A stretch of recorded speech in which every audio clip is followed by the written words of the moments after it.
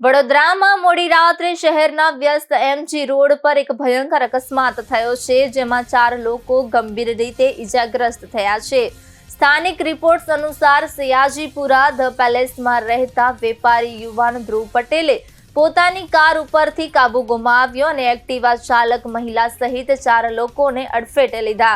અકસ્માતની સમગ્ર ઘટના નજીકના સીસીટીવી કેમેરામાં કેદ થઈ ગઈ છે, જેમાં જોઈ શકાય છે કે કાર અચાનક વાહન ચાલકોને અડફેટે લેતી જાય છે અને આસપાસની ભયભીત જનતા ભાગવા લાગ્યા હતા.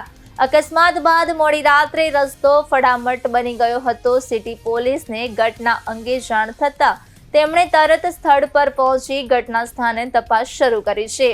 પોલીસે કાર ચાલક ધ્રુવ પટેલ સામે ફોજદારી કાર્યવાહી કરી અને તેને ઝડપી પાડ્યો છે. ઇજાગ્રસ્ત લોકોને તાત્કાલિક નજીકની હોસ્પિટલમાં દાખલ કરવામાં આવ્યા છે અને તેમની સારવાર ચાલી રહી છે.